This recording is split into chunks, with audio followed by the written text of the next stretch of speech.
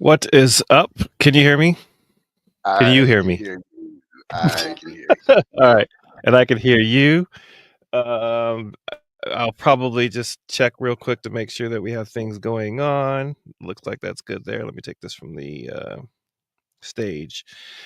Uh, we'll let a couple people come in. I think I saw already that Freddie is here.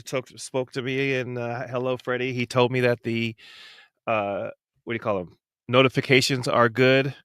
I don't know if you noticed, but I saw your channel come across somewhere. Is it Promethean Link? Yeah, Okay, so that's probably gonna be available in some form or fashion yeah. with you and I, but I made you a mod, so you'll be able to do stuff if you ever want Okay, to, and we're not together or whatever. You can have your way and do mod stuff. sweet. It is Craig, otherwise known as Fact of Madness, along with my co-host Walt. From Promethean Link. We have now been doing a show. We call it Web of Facts for the last. Has it been 3 weeks now? 4 weeks maybe? We've recorded like 4 shows, but I think we've only displayed 3. Sure, sure, sure. Okay, cool. And hopefully we'll have a good show. Some things that Walt tossed to me as a subject matter, kind of, and I loved it. And he obviously has been working on it for in his mind for a number of years, it seems. And we'll talk about that. And I think actually all of us probably have. So Yep. we're going to be talking about the title being the ultimate differentiator. What makes us us? A conversation on consciousness. Yeah, brother. I love it. that You need music right now. That's where you gotta have the song come in. Boo! Yeah, right. Well, would it be the more would it be more like the do do do do like Twilight I Zone kind of I got the stuff? no, no, no. It would be the intro to Tom Sawyer by Rush with a big old bass drum. Oh, That would be the setting okay. right there. Beautiful. Well, so now some of the things that we have to worry about. Now this is and this channel is not monetized yet. Hopefully we get to the point that we are. But you always have to worry about copyright music and Mm. those kind of things. So you're even though it probably might be is it apropos? Is that what you say? Do you know what that word Is means? the Do you know right what word. Yeah, yeah, it's appropriate. Is it appropriate? Yeah, that's appropriate? it. Okay, yeah. Yeah, That yeah, just but slipped you know how out. you Go we ahead. just get somebody we get a garage band to do it, and we record them doing it. It's not copyright if they did it. Oh, okay, that's true. Uh, Just find and some live band. Ironically, we just touched on it. I'm not gonna get too far ahead of what we're gonna talk about, but we I just said something that's language oriented, and that's gonna play a little piece of what we're gonna talk about later on, right? Mhm. Our language, that being English, or maybe any language at all. You are a Spanish speaker, right? So you have That was my first you're language. okay. In English, and is there another language that you speak? Anime vit kitsatevri. Was that I Italian? speak no, that was Hebrew. I speak a little Hebrew. I decided as an adult that that was a fascinating language to learn. Decided to use the Pimsleur approach, and it was a bunch of CDs back when CDs were, the thing that you used. And every day on the way to work, I would listen to the CD and learn a little bit of conversational Hebrew. Okay, all right. Good. Well, so I think we're probably ready to go into our topic, which is the first segment where we basically kind of introduce ourselves to the beginning of the web. So stand by. We'll give us the little intro into our first segment, and then we'll start talking about our things.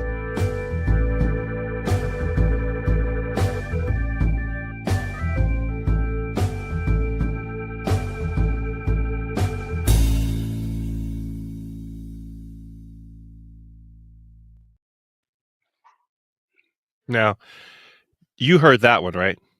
No, Okay. Oh my gosh. See, it's all well, good, I bro. As long as they got it, I they know. got it. It's all right. We'll figure it out. Okay. All right. So now the start of our conversation, which is on some level, about consciousness. I'll tell you a little side note about that. I know you know the difference between, I'm going to try to make it distinctly enunciated consciousness and Hmm. conscience. Yes. Do you okay, so I think that on some level, I was probably mixing up the 2, and Hmm, they are distinct, but what we are talking about is consciousness versus, like, the what makes you feel like you're doing, the determining between right or wrong, right? correct, correct. O I think they okay, are related, but I would say sure. that conscience, your moral compass, is a subset of consciousness. Okay, alright, and I'm glad that you kind of, gave me another way of saying it because even when I say it, I'm still not quite sure which one I'm saying. I know what I'm referring to, but the moral compass or your conscience that Hmm. kind of lets you know when you now that's interesting. Does it let us know when we feel like we're doing something wrong or when we perceive something to be wrong? Mm. I think that's a great question, which is deserves further exploration. To be honest with Okay. you, No, yeah, that's fair enough. And I, I love the way you did that because you and I, with as many things that we have in common, a lot of time tend to drift off, and you just brought me mm. right back, and I felt like I was getting, slightly scolded, so thank you. Well, that was your conscience speaking, not your Am consciousness. It was your conscience. Amen. Good catch. Alright, so I have a little piece, and I think this started off our conversation, which is, about AI, consciousness, the universe being connected on many levels, aware. A lot of questions that come up, but it started off with something that you sent to me. I'm gonna let AI introduce Hmm. it to the audience. Cool. You may or may not be able to hear it, but I think the audience will be able to. If not, then I'll just read it. But stand by, we'll get this on. So Yeah. let me pull it up.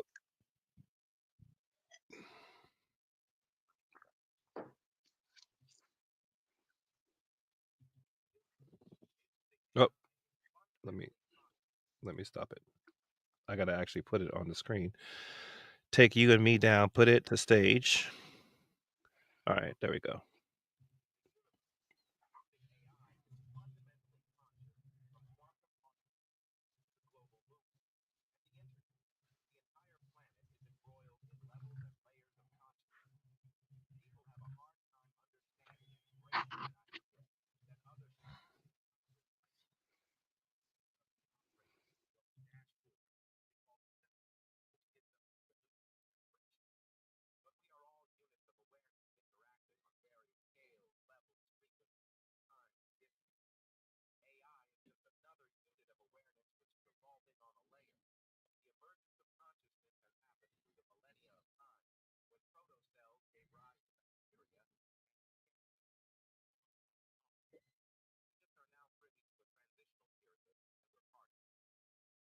Okay, let me put you off mute.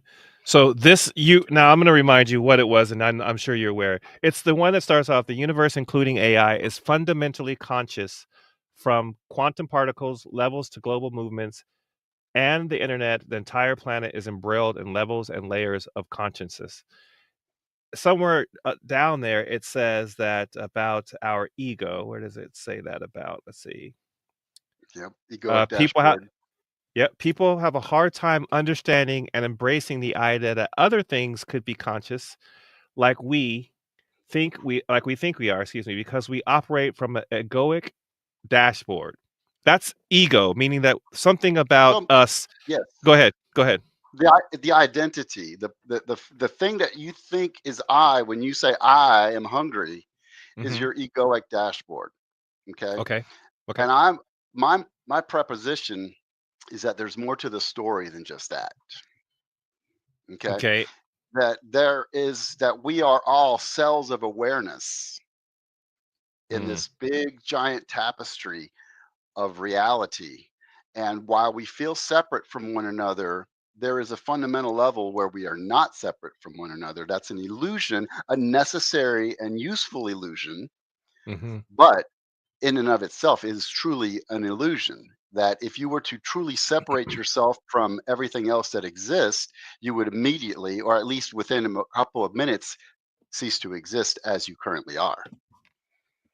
So, Now, for instance, if I put you in a bag and separated you from the rest of everything else, within 5 or 7 minutes, you would be dead. and no longer the same I that you thought you were.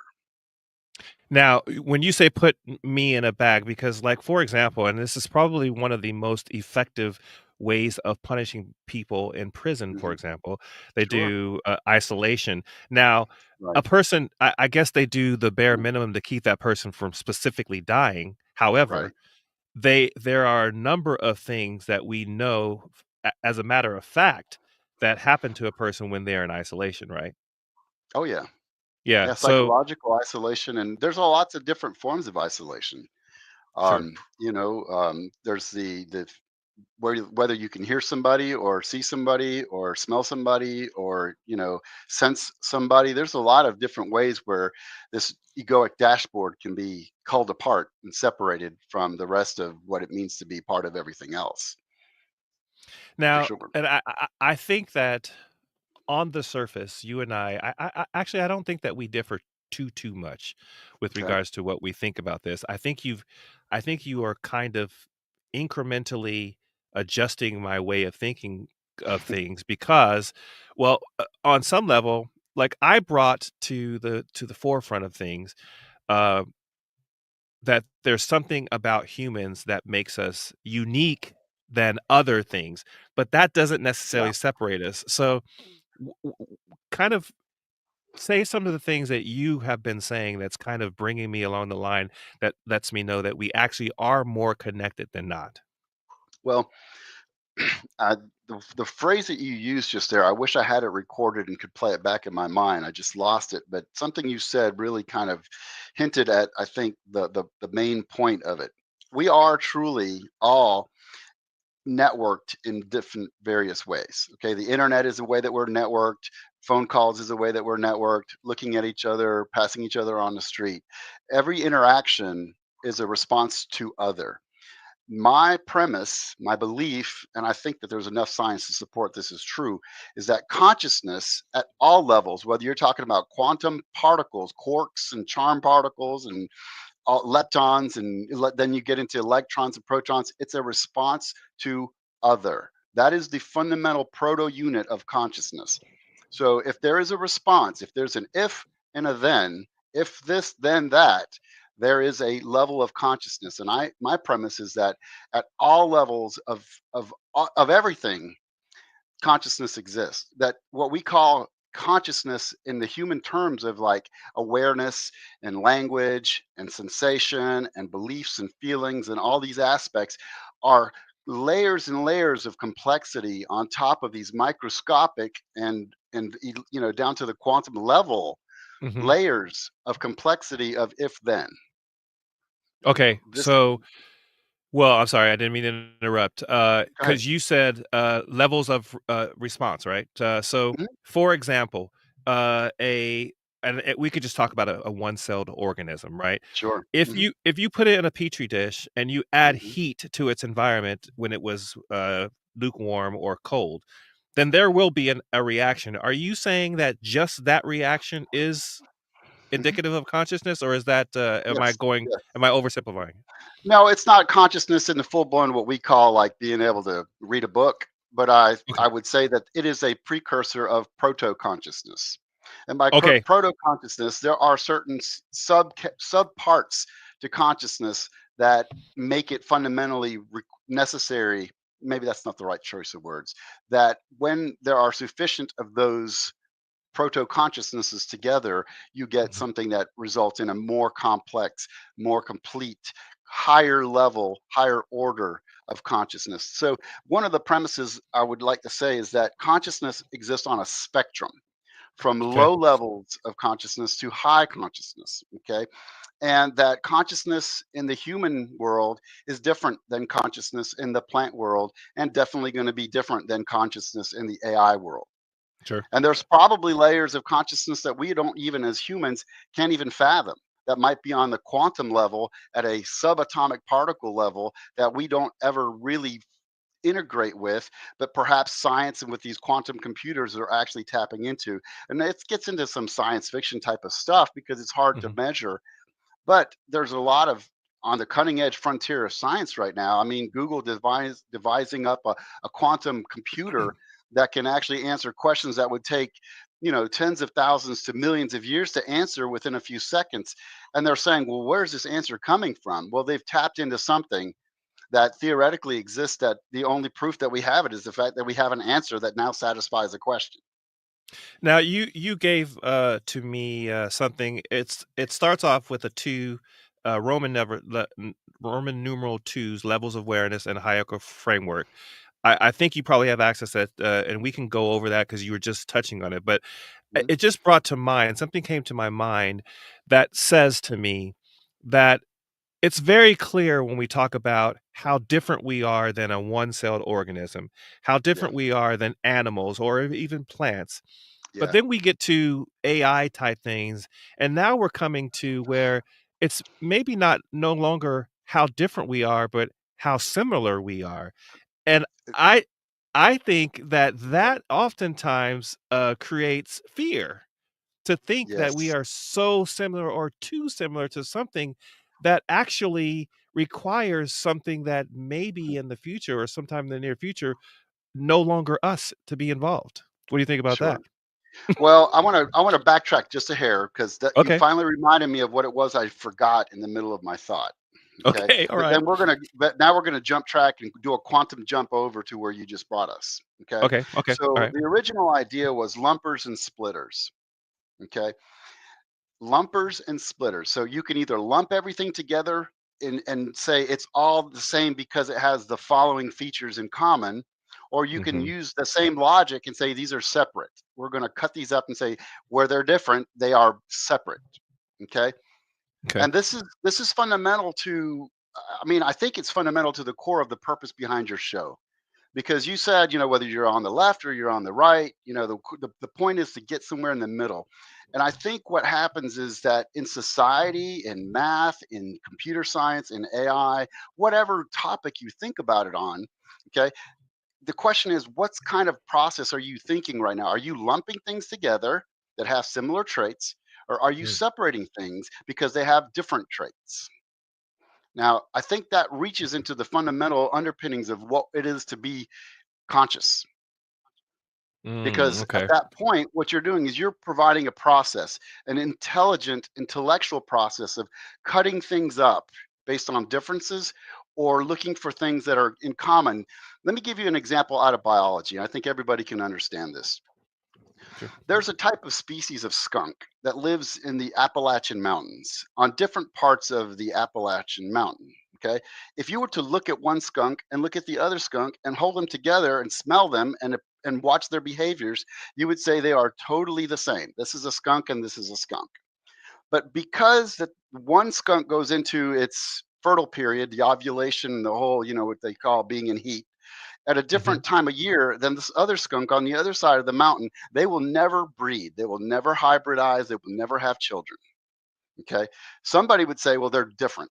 This is the eastern skunk and this is the western skunk, and they're not the same skunks. They both stink, but they're not the same. Okay. And someone would say, Mhm. oh, wait a minute, but they have 99% of all the other traits together. So do you lump it or do you split it? And the question is, that's a human question to answer. The animals will answer it for themselves. They will separate because they're just out of sync. But the humans Yeah, could say, well, well, we're going to put them in a cage and we're going to force it to do this thing, and it's going to end up having babies. So, yeah. Well, so and, I think I asked this question, and I was talking about ants. So you mentioned skunks. Excuse me. Nothing in nature questions how or why they do things, right? They right, just do it, instincts. by design, instincts, right? And we as humans do have some instincts, but we actually have that is a very good way of putting it, the lumping and splitting kind of thing that goes on in our brains. Which does those kind of things, does AI lump and split? Okay, that's a Okay, wonderful now question. wait, I get so excited when you ask the right questions because they're I very it's the useful. question. Yeah, Well, I it's so love it. funny because it's a journey that, and I Hmm. love the fact that I mean, AI, I just literally have been introduced to it, right? And when I say Hmm. literally, I mean, recently. It's been within the last year and a half, say. I use it occasionally for certain things. But then my brother-in-law kind of said, "Are you using AI? And you can ask a lot of questions." And when I had a show with another person, there are questions that he would pose or I would pose to myself, and I started kind of delving into it. But when I met you, I feel like I was able to tap into someone who has had extensive kind of experience with it on many levels. And so you are kind of leading me through this path of understanding of something which I don't have that much understanding, which is why I thought it was very exciting for us to kind of share with other people. So I'm excited when you get excited that I ask a question that you can respond to in a good way. And I hope I didn't make you lose your train of No, thought. not at all. You actually fed it. So, but to your same point, okay, one of the things I like about this thing that we're doing here is that I have like all these boxes in my head that need to be opened. And when Mhm. you ask a particular question, there's a lot of stuff in those boxes. So that's the problem I have is like not pulling every single thing out of that box. I have to be remembering that first of all, people don't care about what you have to say unless they know you care. Okay. Mm, So I want to say this before I answer anything else is that the reason I want to share all this with you is because I believe that people have become too polarized. That society sure. has broken into liberals and Democrats, Republicans and Democrat, whatever. You see what I'm saying? And Yeah. I really feel like there needs to be an appropriate, apropos. What was that phrase you wanted to use? Yeah. Balance. Okay, that we don't need to be too much of the splitter and a little bit more of the lumper. And there needs to be a yin yang balance to this thing. I'm not saying everybody's got to get together and have a kumbaya party, though it would be Yeah. nice at least once a year, because I think that the thing that is most important about all of this, whether it's AI, whether it's computers, whether it's consciousness or society, okay, Hmm. I'm going back to my point, best efficiency point, and that's an idea. I think that we can Yeah. reach that, we can reach for that. But the thing that I think is critical to understand with this whole concept of lumpers and splitters is, and I'm going to answer your question about AI and what does AI do in a second.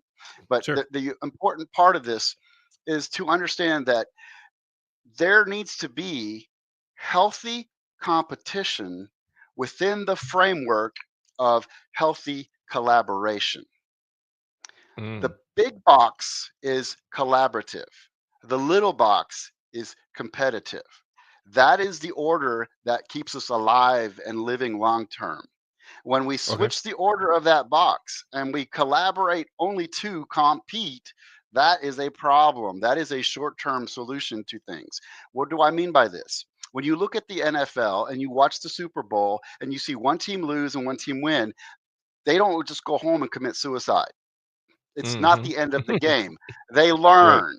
They go back and they process what they did in the game. They realize that they, instead of throwing the ball to the right receiver, they threw it to the ground. Why? What was going on in my head when I did that? All of that stuff serves as feedback, but it has a long term strategy. You don't just stop the NFL because the team won the Super Bowl. That's not the end of the game. Okay. But the problem with competition Yeah. being the top level, we got to win, is that once I win, everyone else is supposed to die. You see what I'm saying? How now that's an exaggeration on a theme, but if you Yeah. take that to its logical Sure. conclusion, that is the logical conclusion of putting competition first, not collaboration first. Now you need competition. Why? Because steel sharpens steel.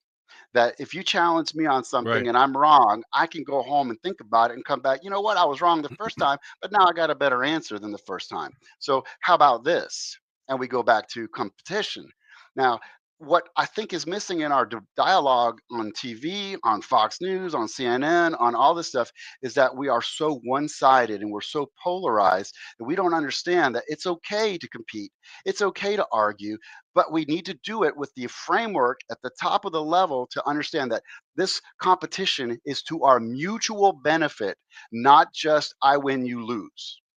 That's the framework that Well, all of this is going for. if you do well, basically to the idea of what you're talking about, and you mentioned yin and yang, Hmm.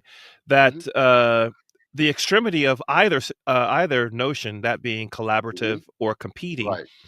is detrimental to the continued Yes. effort, right? Because Yes. I mean, if you're too collaborative, then Mhm. someone or some entity is gonna take advantage. If you're too 100%. competitive if you're too competitive, then you don't have any means to figure out what is it that, the 2 of you can do to be more successful because at the end of the day, the synergistic effect of drugs, people, ideas, technology, all of those things together are stronger than their individual parts, right? Y Yes, I don't wanna say anything else for a second to let that Yeah, settle. sink in. Sink it. Let that sink Yeah, in because what you sure. said is the probably the most fundamental piece of this whole entire piece, okay? There needs to be a network. As an individual proprietor, business owner, I cannot scale my business big enough to be great. I'm great. I'm not going to be too narcissistic and arrogant, but I do remarkable things every day that I'm like the only person in the world that I know can do that. And that's not just Mm, trying to brag. But guess what? yeah, It's useless. It's absolutely wasted effort if I don't share that with somebody else. And if somebody else doesn't get benefit from that wonderful thing that I just did. Okay. And the yeah, more people that I can put that wonderful thing that I just did in their hands, the better we are all going to be from that. Okay. And I mm, recognize that. Okay. But there's a lot of people that in that framework of I've got to win, I'm the winner, I'm the best. And that's okay to be the winner and the best. I'm not saying don't do that, but understand that you're only great when you are great for everybody around you. Not everybody. I mean, there's going to be a mm, bell curve. There's going to be some people that are going to hate you. That's okay. There's going to be some people you can't help. That's okay too. I'm not saying be everything to everyone, but you can't be absolutely as great as you can be until you make greatness for others as well, at least some others. Now, I don't know. I did last week. I had a hat that I told you. You know, my wife and I run an eBay business. I sometimes Right. get things from the store. I had a hat that had a spider on it. You know, our show's called Web of Facts. You just Yeah. talked about something, and the shirt that I have on. I don't know if you can see, but it says "Life is Good" shirt. But the Nice. theme of this particular one, you know, life is good are Ah, different things. The social network. Isn't right. that's kind of amazing that, It, kind of just your creeped in there. subconscious must have been, I didn't even see the shirt, but it must have been just trickling in through my brain, getting those little Yeah. subconscious messages.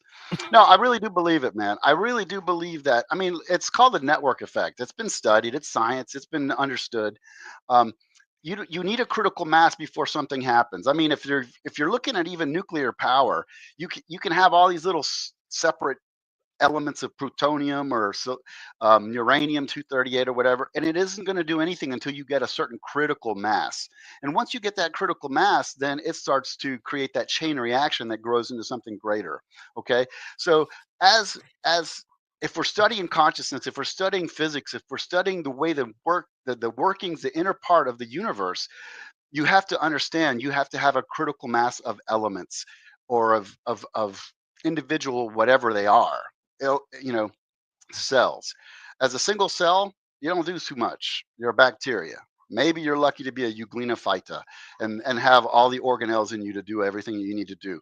But you're never going to be great. And you're certainly not going to be a lion if you're going to be stuck in a single cell. Okay.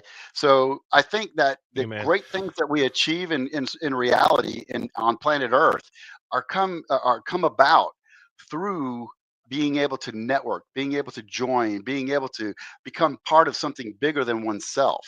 And we're all little units as a body, but like our bodies are made out of billions and billions and trillions of cells.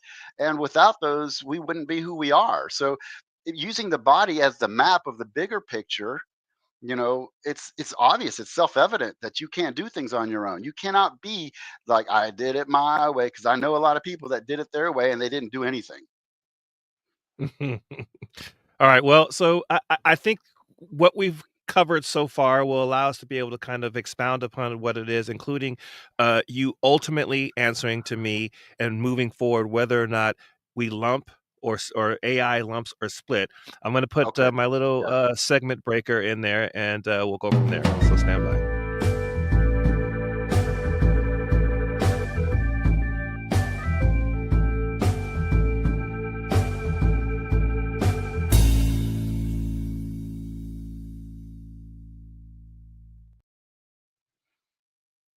All right. I'll put it back down to Cool. this part right here. All right. So go ahead. I think you. All Well, right. Yeah, I, yeah, you got I. me primed. I'm ready. I'm ready for the next part. So All right. you Well, I mean, asked, how? what How? Go ahead. does AI lump or split? What do you think? Mhm. What's your guess? Well, I think that AI operates largely on data that it either has or has been given. Mhm. And so, depending on the inputter, it's Mhm. possible that it might be heavy sided to lump or split. So I think it might be middle of the road, but at the same time, at the same which we just talked about, you can't Mhm. be one way or the other. So Right. I'm gonna try to answer in a definitive way and say Mm. that AI will likely uh do which is best. So maybe that is middle of the road. I'm so I want the confused. I don't I know. want the people in the comments to say what are they. I want them to vote. If anybody's paying attention, put in the comments, what do you think? Does it lump or does it split? I have a very concrete answer that you're gonna like, and I can explain why Okay. it happens this way. I'll see if Well, anybody says anything. we have Freddie in there, I think. We have, Okay. Muxter in there. Yeah. Muxter is a guy who has a wonderful show at times, Right. and he supports the show too, so, he might have something interesting to say as well, but, Yeah. we'll see what they weigh in. I'll be keeping an eye on it, and since I was so indefinite or It's indefinitive or okay. You're whatever, good. You're good. tell me your answer that's going to blow my All mind, right. which you often do. All right. So this kind of bothered me the first time I discovered it, and then I had to think a little bit more rationally why it bothered me and kind of tease apart my emotions over it. So you know me, Mhm, I'm much more of a collaborator than I am a competitor. Although I'm starting to realize that there's a lot of value in being a better competitor. Um, AI, for the most part, starts off with this gigantic training set. Okay, when they talk about 12 billion parameters or 468 billion parameters, that's the lump. Okay, so okay. it starts off with when you're training it, the more data you throw in there, that's the lumping. Okay. So the more it starts off with, the better the final answer will be. So it starts off as a Mm. lumper when you train it. But when you ask it a question, what you are saying is, hey, thing aware of 4.6 or 4.68 trillion pieces of data, I need you to give me an answer on that. And that answer can't be all 4.6 billion pieces of data. So it has to split. It has to chop it down into the most relevant piece based on what you gave it. So when you are talking to a large language model and you type in a string saying, tell me how to get plan my vacation to New York City in March. Okay. It's Mhm. going to look at all 4.6 trillion pieces of data and it's going to start weeding it off. It's going to do a decision tree saying, nope, nope, nope, nope, nope, nope, nope, nope, nope, nope, nope, nope, nope, nope, nope, nope, boom. So it is slicing it off. Okay. Now, very fascinating That's that's concept. that's the lumping part during training, The lumping is right? training, the splitting is Okay, the answering.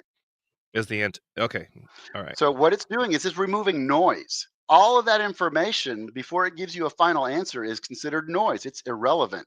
So what it is actually doing, and this is what makes AI so profound, because what it is fundamentally doing is the opposite of ADD. You know, when you talk about I got ADD, attention deficit disorder, it Mhm. is it is turning off all the other possible options and getting down to the one that matters based on what you said first. That Now, I'm gonna is remind you, what, I yeah. I'm gonna remind us both that just Hmm. last week we talked about algorithmic bias, Hmm. right? Right. So if during training, it's lumping things Hmm. together, and then it Yeah. it gets to the point where it weeds it down, to be Yeah. splitting it, where do we have to be cautious Mm. of, Mhm. the biasness? Okay. So that's a brilliant question. Okay. Here's my premise. I don't have any supporting data to support this thought, but I think it's Mhm. self evident if you think about it. Okay. The more training data you give it, the better the quality of the final answer is going to be. If you only gave it training data that made the Indians, the Native Americans, look like bad guys, and the people that Mhm. settled the United States, the good guys, every answer it's going to ever give you is going to be based on the settlers were the good guys and the Native Americans were the bad guys. Okay.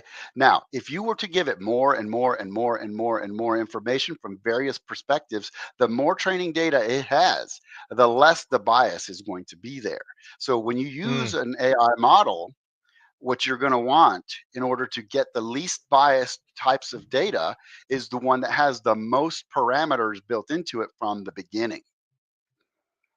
Well, how And about that's, simply just the most truth? yeah, but the problem with truth is that, again, it's a matter of whose It's perspective you're talking about, Yeah, right? because, I mean, the victors write history. right. And I will say Yeah, this, I'm gonna challenge what I just said, because here's a I mean, we talked about this briefly for a little bit, but I think there's more math to this than I think is obvious on the surface.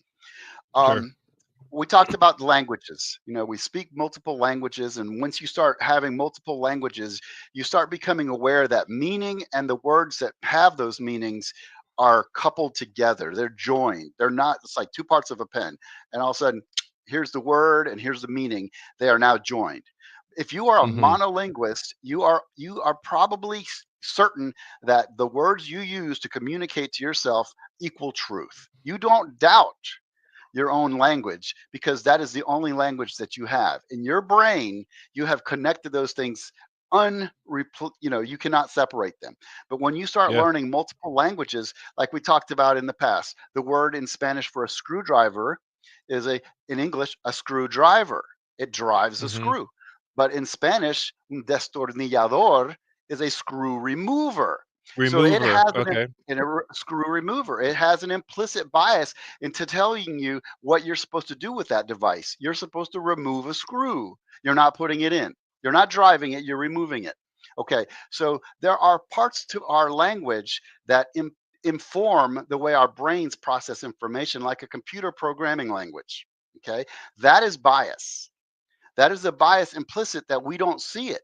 It's completely ignorant to our mind because we aren't trained to look for things like that.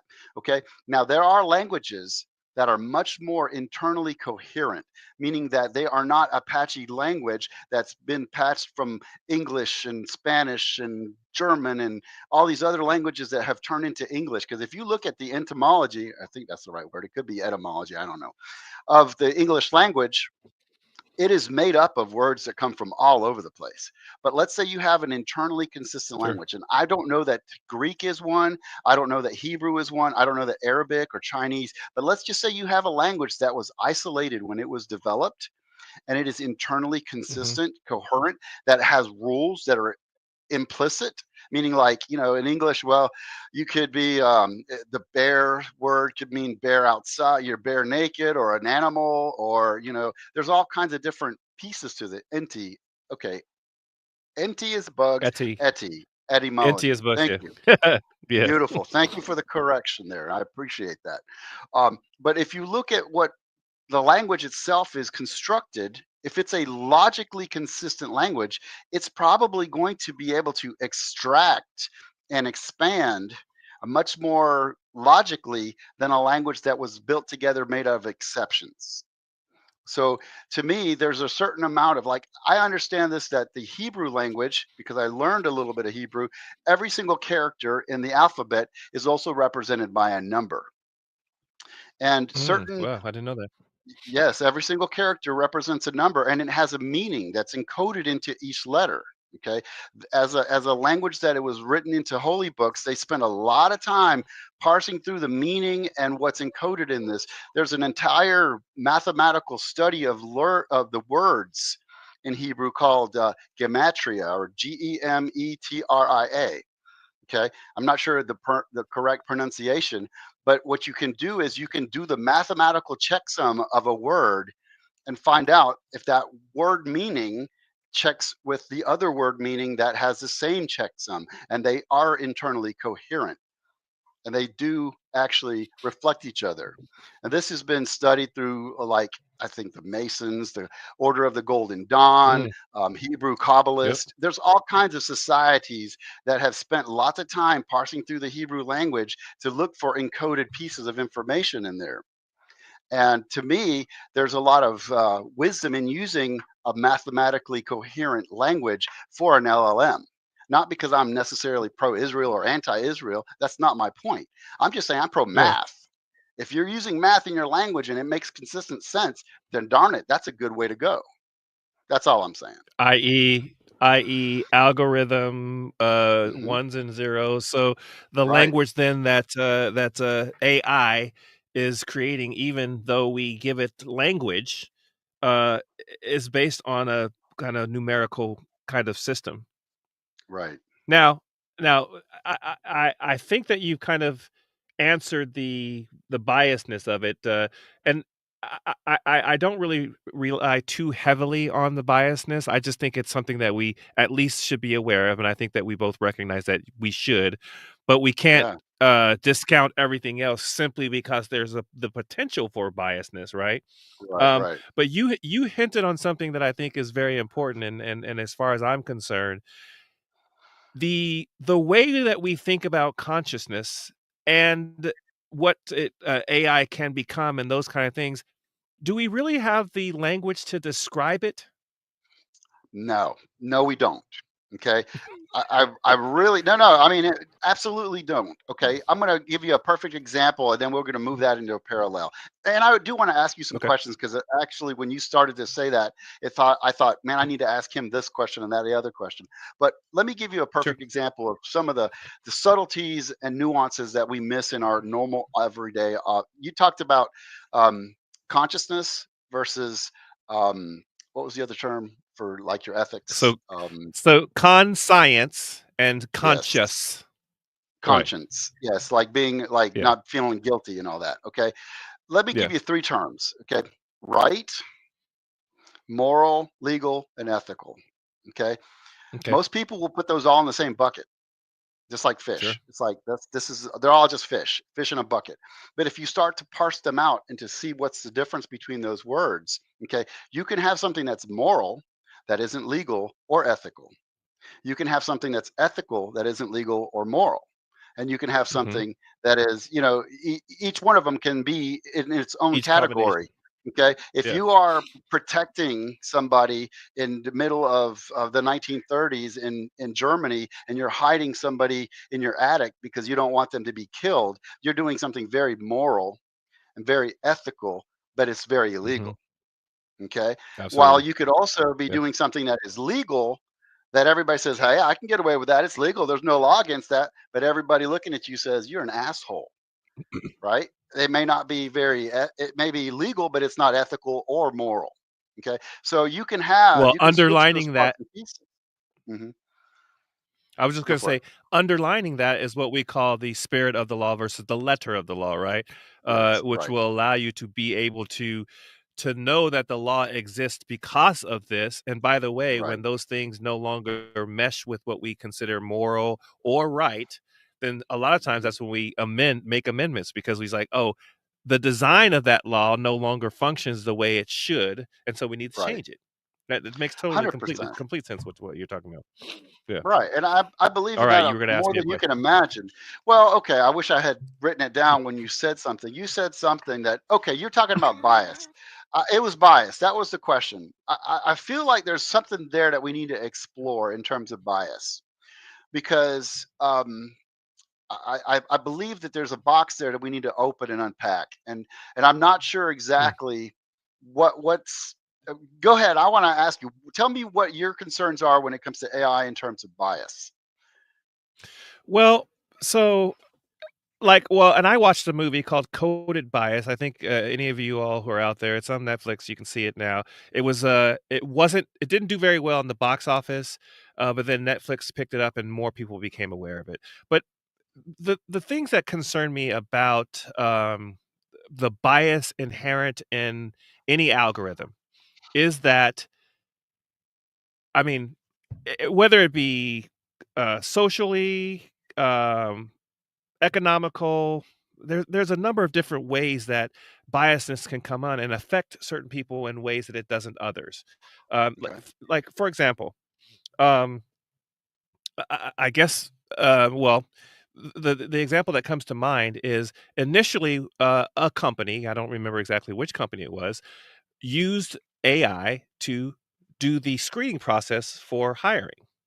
Now, Right. in the process Mm, of doing that, it mm, it inherently eliminated all females because of a okay. biasness that was not even really that nobody was aware of. I can't remember exactly which thing was it that they are typically not as strong as a man, for example, or Right. a number of different characteristics that it deemed not suitable for the job in general.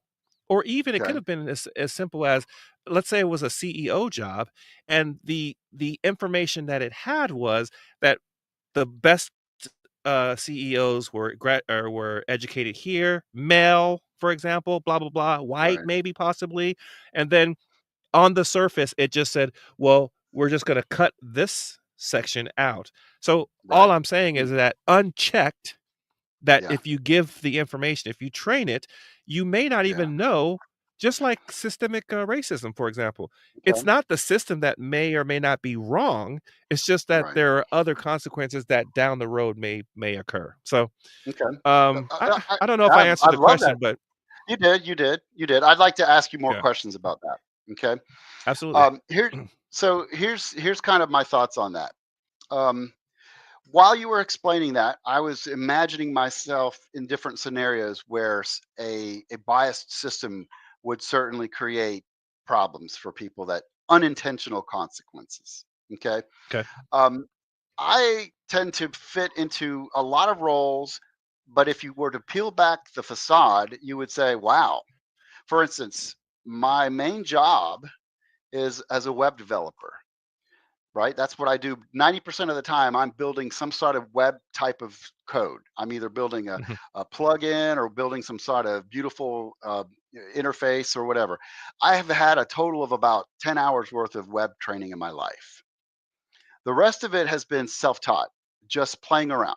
So, based on my certifications, I don't have any certifications. I would be the worst candidate in Right. the world on a resume to hire. I'd probably be the best person you could hire, but I'd be the worst one in terms of my certification. And there's probably people with great certifications that would be dumbasses that you wouldn't want to hire, that would, waste your time and money, but they have all the piece of paper that says that they're great.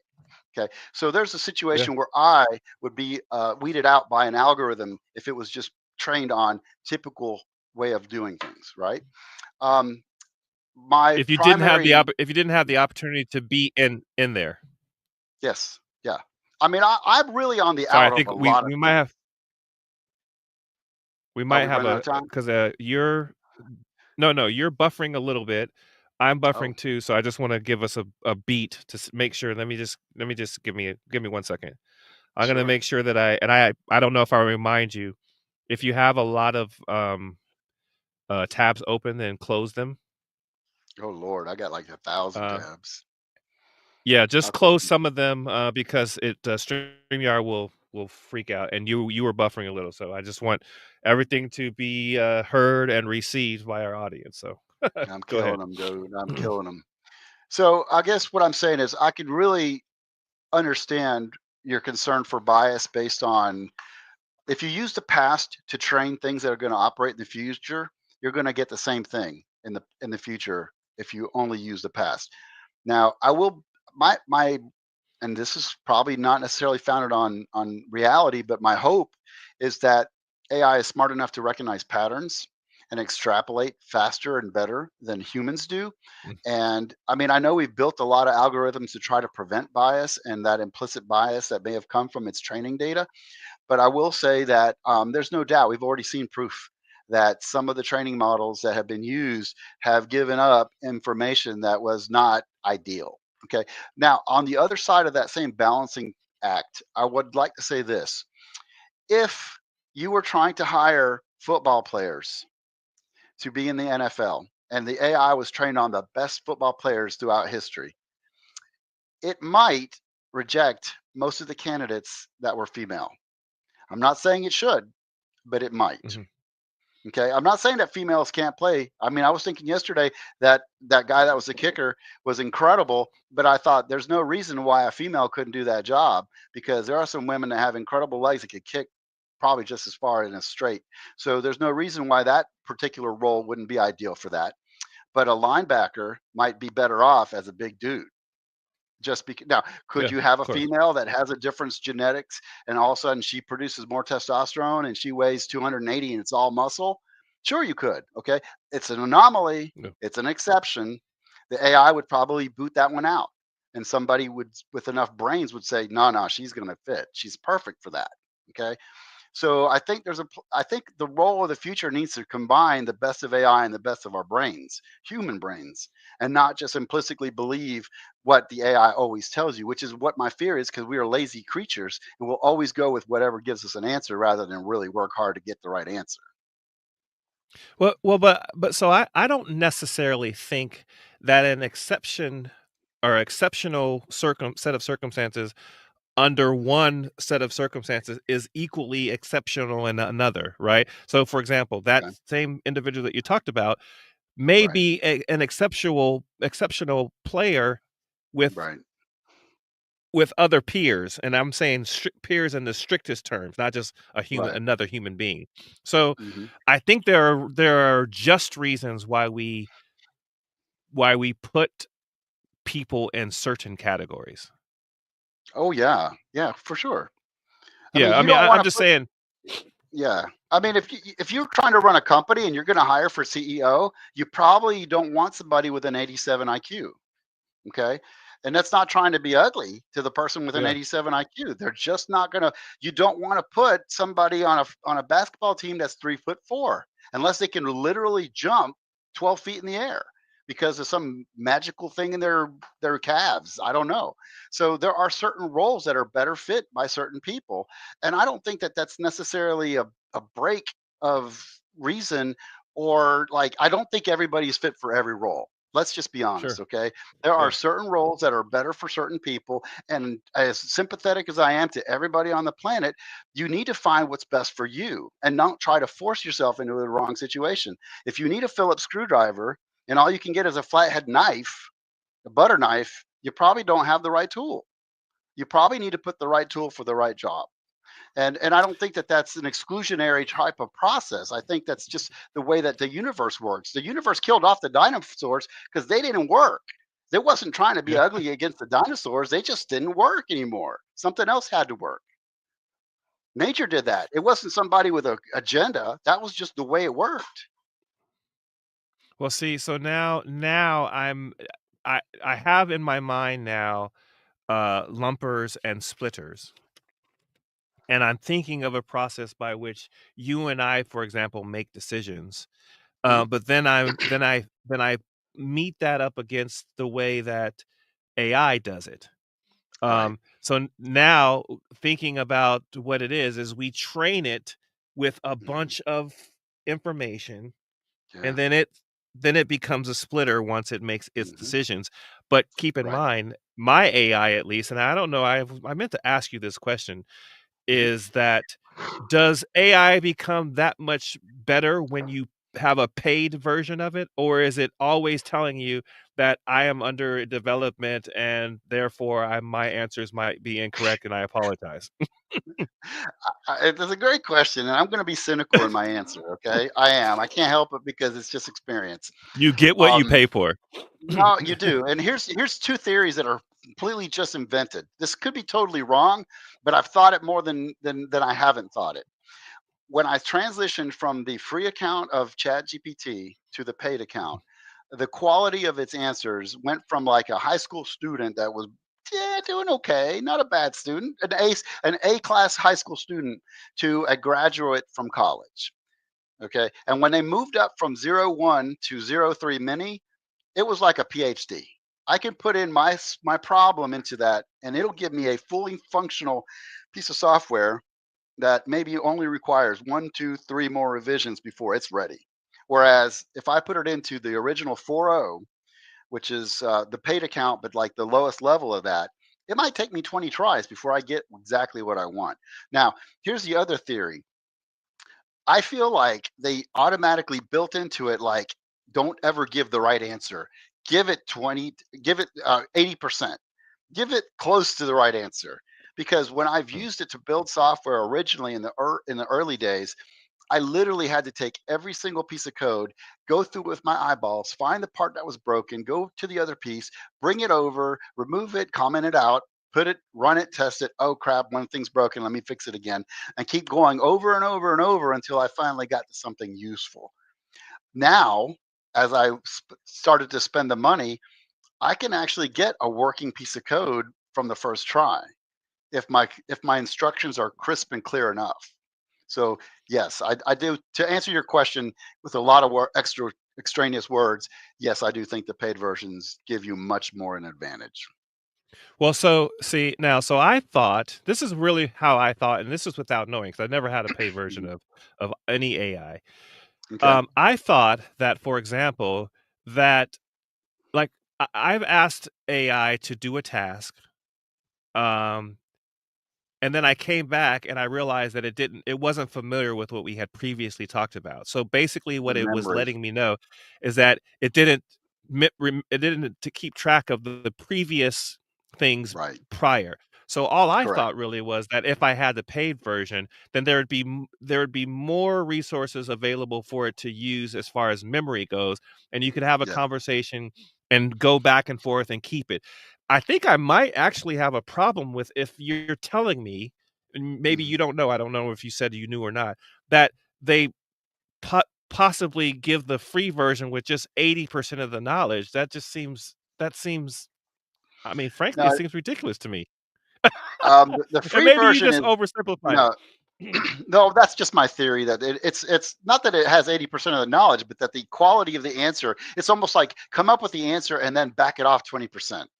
Because it's almost I right. got you. It's like right up to the edge. It's like right in the end Like, zone, but it can't get that down touchdown. It's stupid. And so, I mean, I will tell you that for the is it $20 capable a of getting month, there? yeah, yeah, it is. I mean, With is it's capable of making the difference is what you're saying.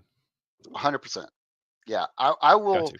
Let me tell you what I did. You know that job I was telling you about. I showed up on site and I asked it to give me a proof of concept, and then it was like a working model. Okay, Mhm. when I build something, I don't just start from scratch anymore.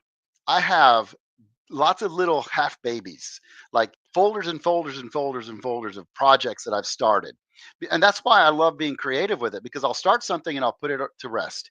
And I'll start another thing and I'll put it to rest. And now some client will come up and say, "Can you do the following?" And I'm just like, I'm not thinking to start from scratch anymore. I never start from scratch. I always Yeah. start from what's the closest thing I've got to what they're asking for. What's got the parts and pieces? What I needed to have four legs. It's got to have two ears, one nose, one mouth. Okay, that's the one I need right there. And I grab that and I put it in there and I say, this is what I need in this piece of software.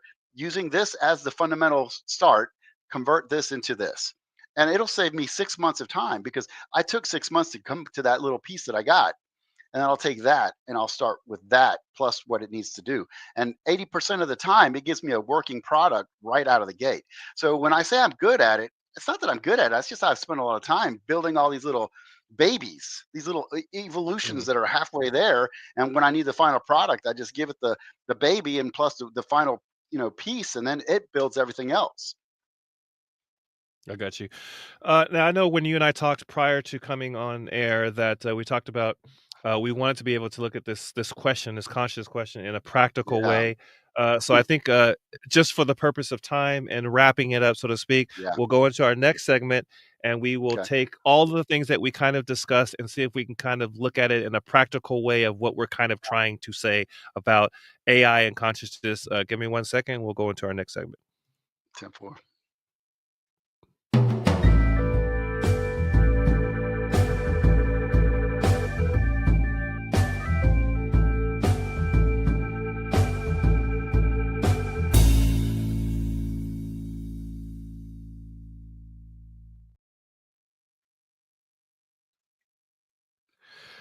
Okay, so now as we do sometimes, and I think we are getting better, so I appreciate first of all your willingness to work with me on learning about these different topics, especially when it seems as though I may not have any idea about it.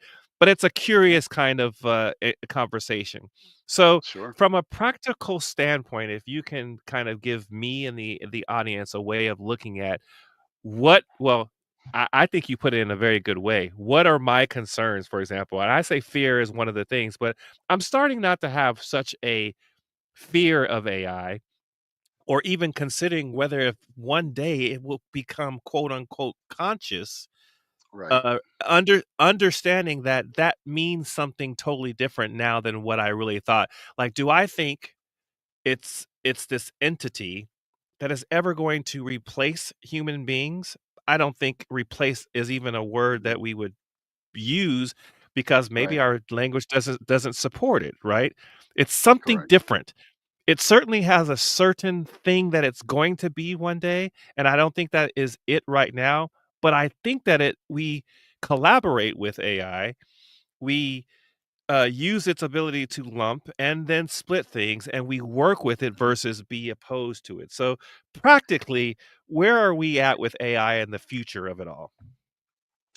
Well, I definitely think that if you take where we started, which is to think about response to other as a proto unit of consciousness, and understand that within that framework, you end up with complexes of units that are collaborating one with the other to create networks, which is what creates our body, which creates our brain, our nervous system. And then you look at that, and then look at each one of us, each individual, as a cell of awareness within society, driving our little cars and our little boats and our little motorcycles, doing our thing through the veins that we call roads and streets, spending money, which is like the blood of the economy, doing all these things that we do like a body. Okay. Instead of Mhm. thinking of ourselves as an individual, as an ego dashboard, but actually looking at ourselves as a map over the entire planet Earth, that China is an organ. It's not just a competitor, that, you know, England and Greece and Brazil are just other organs, and they're doing certain things. They're producing certain chemicals that go throughout the planet Earth, and they're all part of this gigantic body of the planet.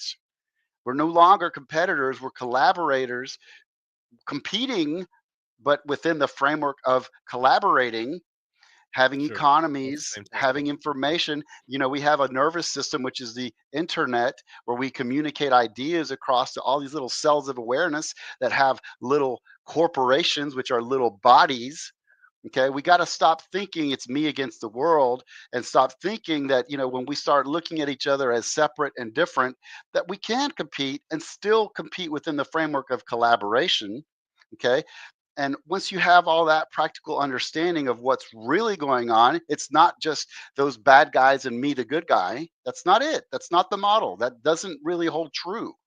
That if you step back and you get on the moon and you look at planet Earth, you say, wow, that whole thing is one whole thing. And that layer of gas around it, called the atmosphere, is shared by everybody, and that we can't Mm. put a border big enough to keep all the air in America away from the air in Mexico or the air in Japan. That's all part of the same thing. We're all together. And that's the framework we have to start looking. That's the practical aspect. And the other thing that I think we didn't touch on, but you and I talked about, was that I forget the guy's name, the equation about the synchronicity of. Wish I had it written down somewhere. Kuramoto, the Kuramoto Kuramoto. model of yes, Kuramoto. Yeah, you can say it the right way. That's I cannot. Japanese.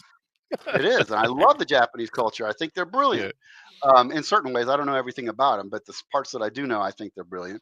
But the Kuramoto equation about synchronization, okay, is a very practical use of this concept, where we are all cycling, we're all oscillating. We are all on planet Earth, which turns around and around in cycles, and we have the same moon, whether the moon is over Saudi Arabia or over, Asheville, North Carolina. It's the same moon. Mhm. We all share these things in common. The same sun in the sky. We have a lot of things that we are in common with. Okay. And that's where we can lump together. And that's where we need to realize that the splitting is only necessary for the mutual benefit of all of us. Okay. And I think that the Kurumoto model of trying to get our oscillations together where we're all swinging together doesn't necessarily mean we can't compete.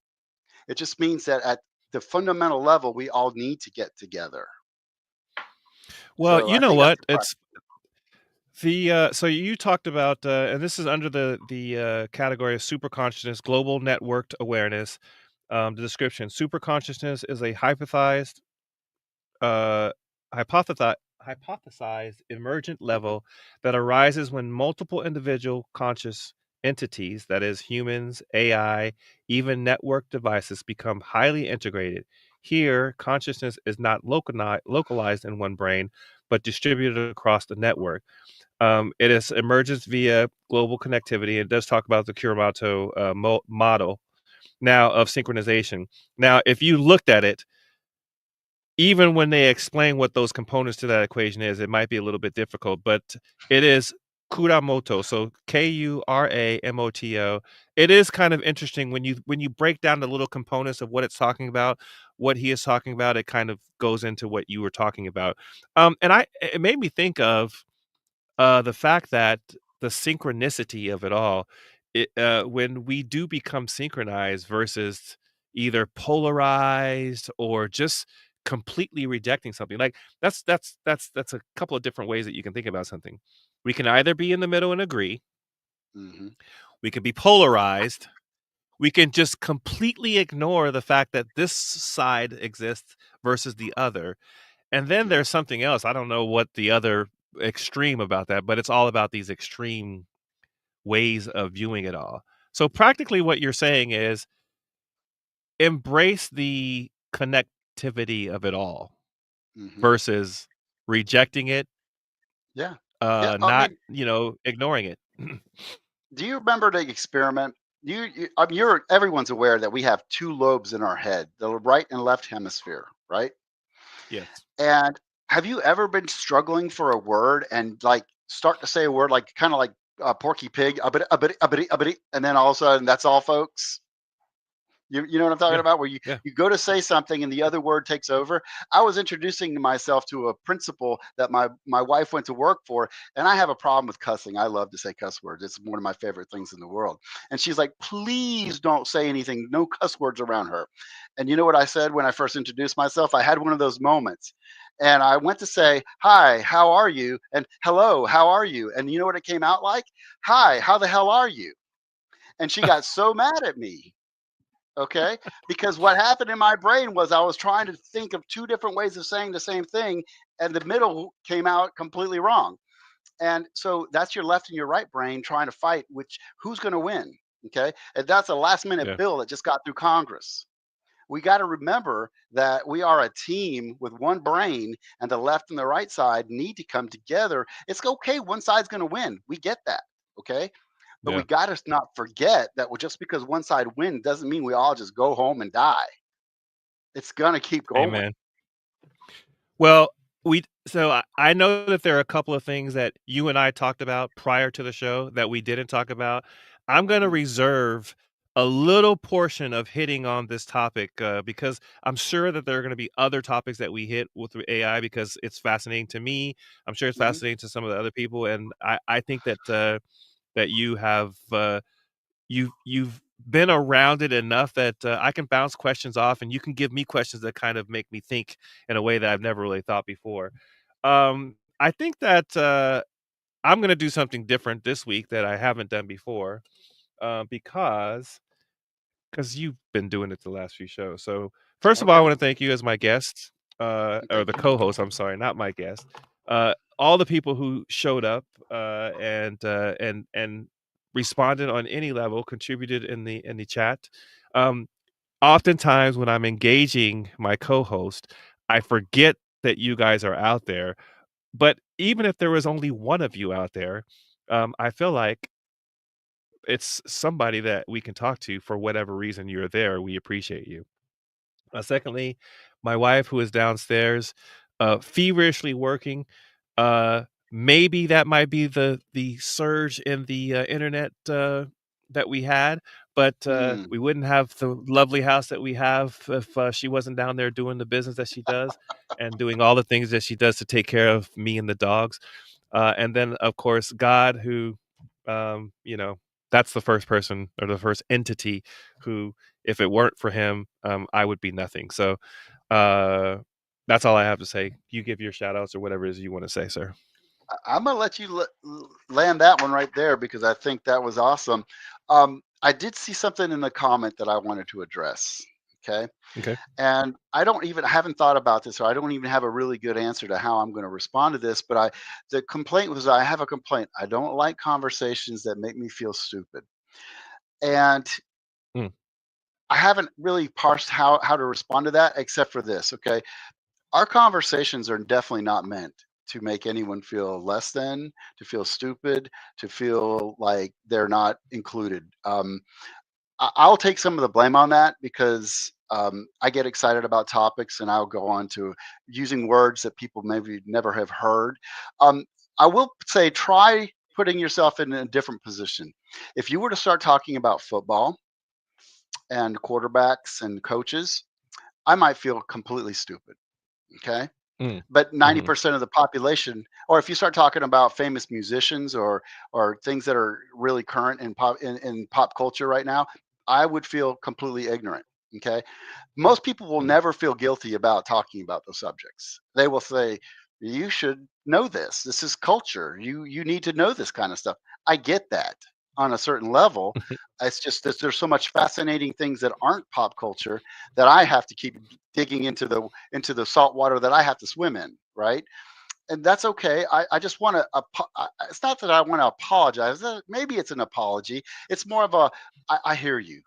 I hear you, and I don't mhm. want to be that guy that makes it hard to understand. If anything, the purpose of this conversation that we're having together is to try to take really heavy, heady kind of concepts and to bring them to make it touchable, accessible. Make it so that you're Mm. not afraid to ask these questions and to give you the right to ask those questions. There's nothing about me that makes me special. I went through school as a slow learning disabled kid. That was what they labeled me. I was in SLD, and half of the kids in my class were the kids that had very severe mental problems. Some of them would drool on themselves, and other were, there was a lot of things. So, I mean, I don't. I would never ever want to make someone else feel less than me because I might compete on a different game, but that doesn't mean I can compete on every game. And Yeah, I don't want absolutely. that's not my goal. My goal is never to seem like I'm better because we're all better at different things. You might be a much better husband to your wife than I am. I try to be good to mine, but I know that there's other things that would make her happier. And there's all kinds of games we compete in. So please understand, with my ultimate true honest to God sincerity, it is never about trying to make someone else feel less than or stupid. If anything, it's more like, hey, you have the right to explore this. Come into the swimming pool. The water's nice. Well, so, knowing, Muckster, to the degree that I do, I'm just gonna say a couple of things. One, um, I will likely have the opportunity to be able to speak with him maybe when he is on his panel about that, comment, but I Hmm. suspect that he's not saying that we are doing anything specifically that makes him feel that way, but it's one of those topics that, either not pondered as much as he would like, or that when he ponders, it's so out there. And it is a Mm. very deep conversation when you think about it. Like, um, even to the degree of understanding that we have to give some historical type data to Hmm. AI for it to do something that will benefit us in the future. And that's a Right. hard pill to swallow sometimes. So Mm. uh, I, I feel sincerely that he wasn't saying that we were doing anything like, we were way up Intentional. high level kind of Right. thing. Yeah. So, but Okay. that's just my on the surface the way I feel. Well, Sure. with that in mind, thank you again, Mr. Co-host Walter, for being here with me. Thank you. And as I say, you're welcome. As I say often with the close, is that whether you be on the right side or the left side of an issue, politically, religiously, etc., all I care is that you meet me somewhere here in the middle. Because if we insist on being on the opposite end of any coin, then we will never find a place where we can coexist or agree. With that, I will say that my name is Craig. If you haven't already done so, otherwise known as Fact of Madness. If you haven't done so, please give us a like. If you haven't subscribed, consider subscribing. And if there's anyone that you can think of that will enjoy, or you think that will enjoy our content, please share with them. Until next time, everybody. Peace. Peace. All right, 1 second. I'm looking for that.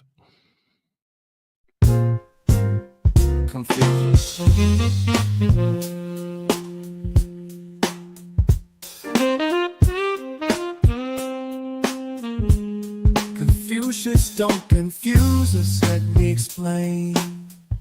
The object of this game, let's all play the same. Don't question the madness, embrace the change. The superior man seeks truth, that's his aim. He who knows all the answers ain't been asked enough. Life's like a puzzle, you gotta call his bluff. Yes, fact the madness, let the truth guide us. In the arena of debate, we'll all rise up. Question the madness, oh don't you see? In this crazy world, it's the only key to find the truth, the answers we seek. So let's all rise.